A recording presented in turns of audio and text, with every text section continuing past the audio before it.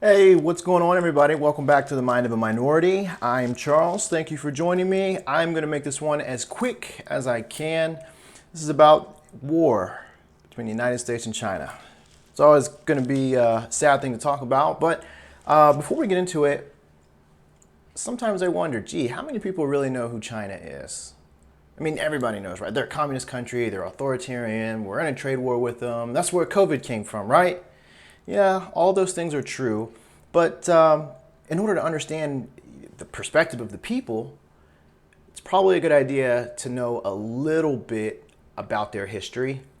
So that way you know what drives them emotionally and what motives they might have. So I'm going to give you the quickest crash course in the world on the dangerously intricate culture and history of the Chinese people.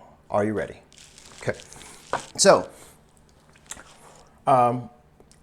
China is, the Chinese people are at least a 3,700-year-old civilization. It might be 4,200 years old, but all archaeological evidence points to the Shang Dynasty in 1766 BC. So, all China was for about 3,600 years, from 1766 BC until literally 107 years ago, was dynasties. For more than 3,600 years, you have over 500 emperors who are basically just waging war on one another, conquering kingdoms and taking over dynasties. It was so crazy at one point, there were 5 dynasties and 10 kingdoms at the same time, right? So it was a lot of fight, you win, you gain honor, you are the emperor of the dynasty. You know, that was their way of life for 3,600 years, at least 3,600 years. Now, they did that until about the early 1800s, right? They did a little bit of trade with the outside world, but this is where things start to take a turn for the worse for the Chinese people in the global community. So in the early 1800s, Britain is selling opium to the Chinese people. And the emperor at the time is like, hey, no way. You're getting my people addicted. They're spending all of their money on opium. That means the silver that's in my community is leaving and it's going to Britain because you're basically siphoning all of the silver out by selling them something they're addicted to. So he was like, death penalty for anybody who sells opium in China again. So Britain didn't really like that too much. So what do? They waged a war for 3 years against China. And they forced them to allow them to continue selling opium to their people, which is, that's essentially destroying the population and siphoning off the silver. So they dealt with it for another 14 years, and they said, again, no, we can't do that. What happens? Britain says, oh, yes, you can. This time, they wage a war with the help of France and the United States to get China in check. So this self-destructive nation, China, fighting back and forth amongst itself for the longest time, was probably the most unified that it had ever been at that point in time.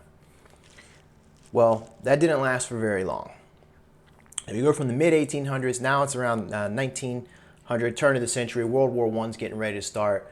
And in 1912, China officially ends its last imperial dynasty.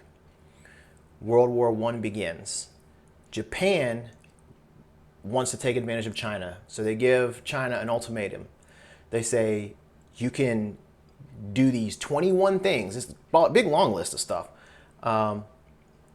or you'll just face the consequences. And what they basically wanted, they wanted things like, they wanted interest in the steel mills in China, so they got paid off of it. They wanted all of the German assets from World War I that were left in China. They wanted land, they wanted property in China, in Manchuria, and China was like, I can't accept this. So China has a really weak army at the time. They declare war on Germany just so they can take part in the post-war peace conference and talk to the other nations about this ultimatum that Japan has given them.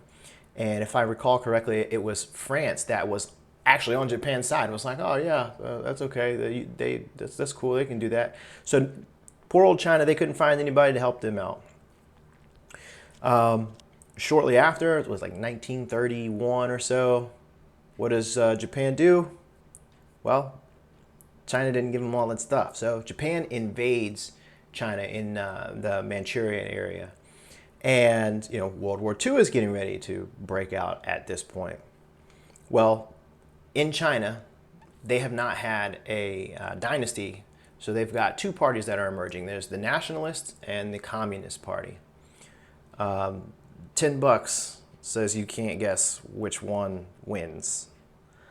So what happens is World War II pretty much, goes by. China is moderately involved in that war. They lose about 14 million people.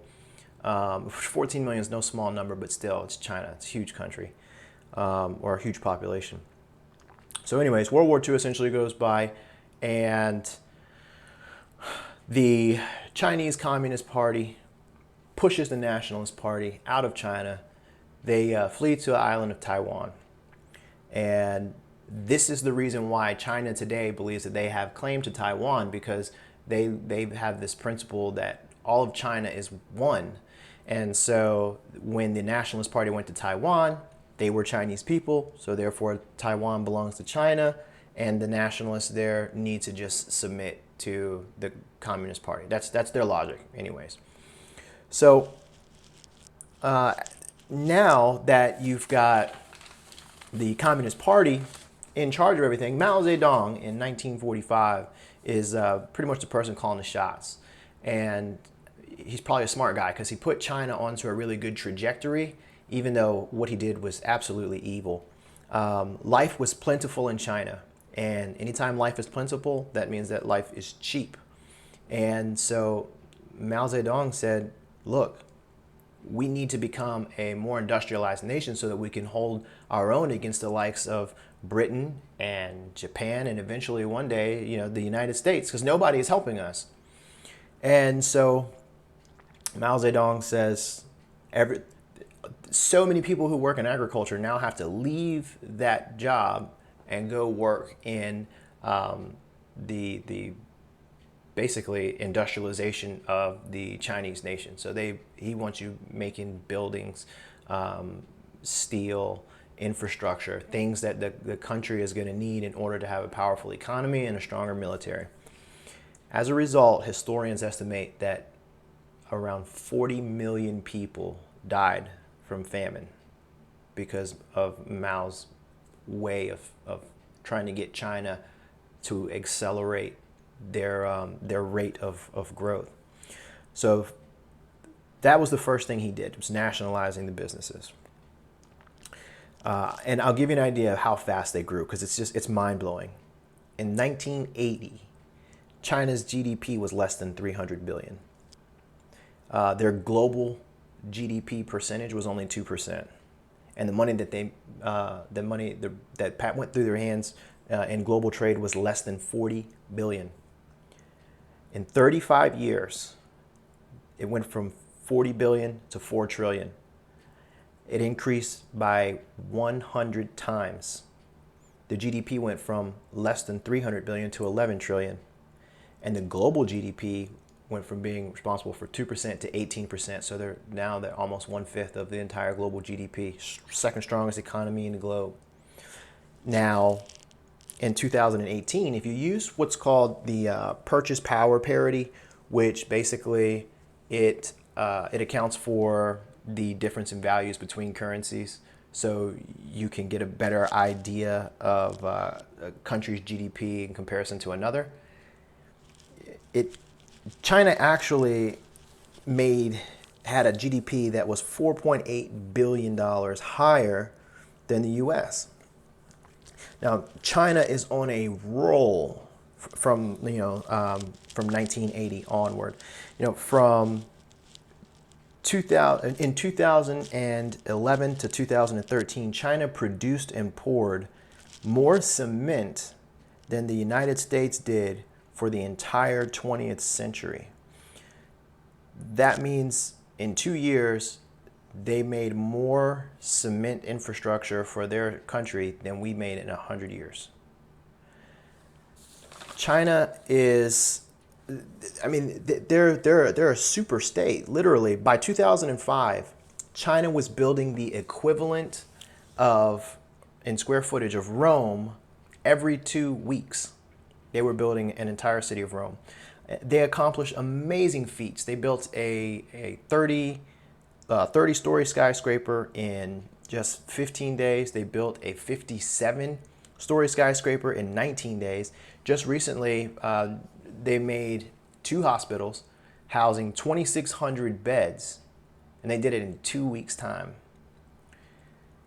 My favorite, the one that's most impressive to me, is in 15 years, China was actually able to build the equivalent of Europe's entire housing stock. 15 years. And that's Europe, not Britain, Europe. All of the housing in Britain, China was able to produce that equivalent in China in just 15 years. Over the past 12 years, China has made the longest high-speed rail at 12,000 miles long. That's more than the rest of the world combined. Every other nation combined, China has a longer high-speed rail than them. California can't even make one that's 500 miles from San Francisco to LA. They said that that's going to be done around 2029. By 2029, China anticipates that they will have added another 16,000 miles to the 12 they already have. Am I beginning to create a picture as to why China is the #1 existential threat to the United States of America?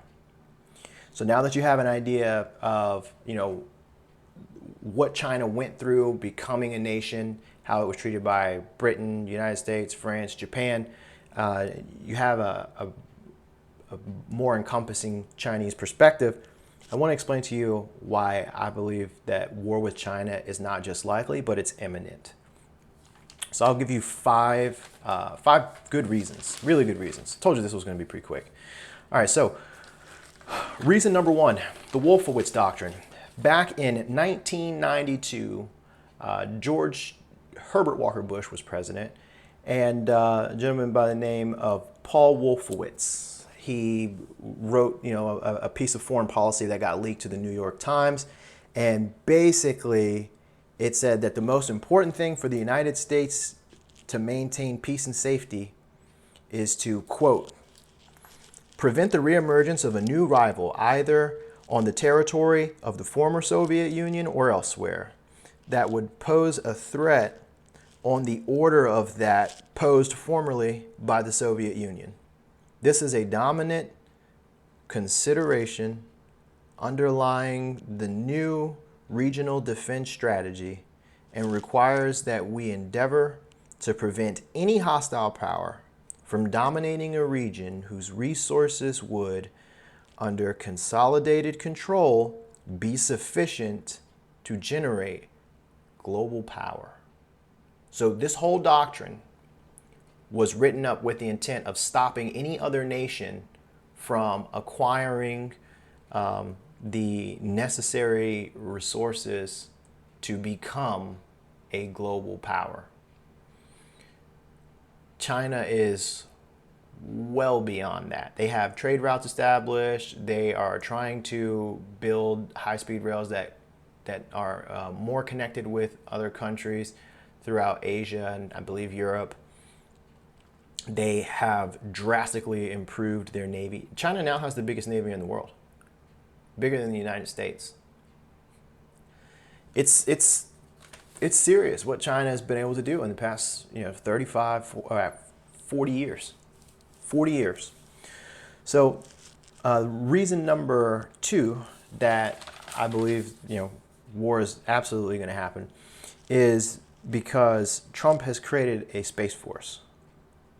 He sold the idea like it was just some crazy idea, but that is something that we're going to need to protect here in the future, because everything from your cell phone to your wristwatch, your computer, probably the lighting in your house, your thermostat, your car, everything is going to rely. When I say rely, like it won't operate correctly without having that 5G connection.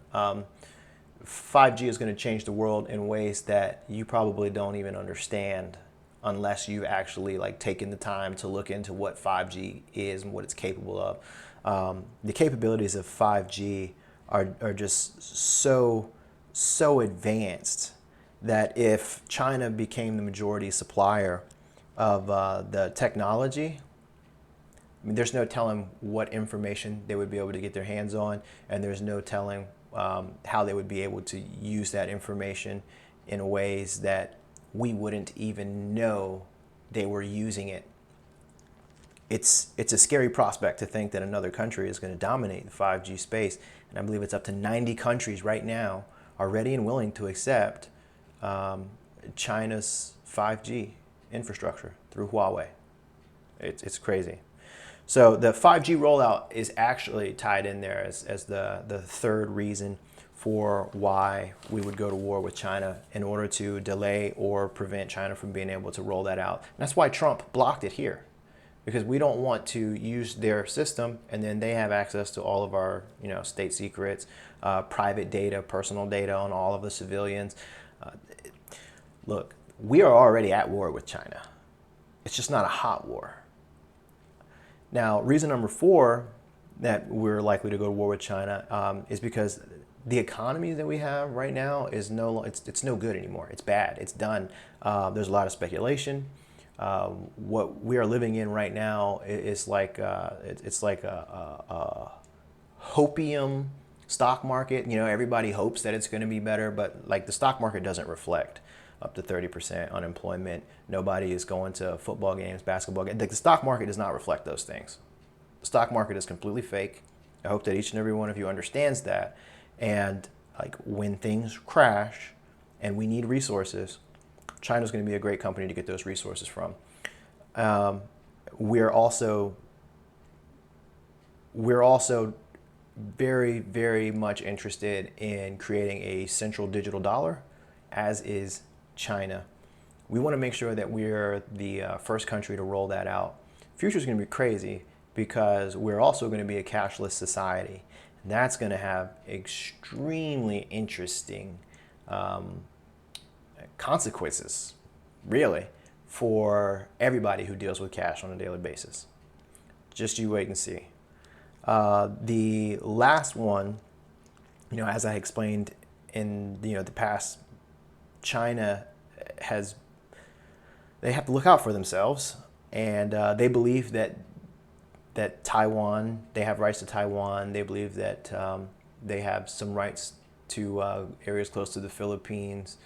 And so what they've done is they've actually terraformed the areas in the South China Sea. They have created artificial islands, 5 of them, complete with runways and hangars. And when the international courts told China, hey, you can't do that, you can't, like, you don't have claims to this land, China said, well, stop me.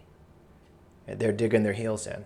So now they are equipping these islands with long-range radar. They are equipping these islands with missiles that they can use to defend anti-ocean craft, anti-aircraft, and I'm sure they have ballistic missiles on there to shoot at other land targets that are close by. But the whole fact that China is literally making launching pads in the middle of the ocean to attack, and they have now produced a navy that is bigger than ours, they're getting ready for it. They wouldn't be making these things if they didn't see it on the horizon. You guys let me know what you want to see in the next video. And you let me know what you think of these reasons why I believe that war is not likely, but I believe it's definitely going to happen. I believe it's unavoidable. And it has to happen in order for the United States to continue on as the sole superpower of the world. If it doesn't happen, or if we lose, China will be the superpower of the world, and God knows how that would turn out. But God knows how it will turn out. So, with that said, thank you very much. Love you all. Wish you the very best, and I'll see you soon.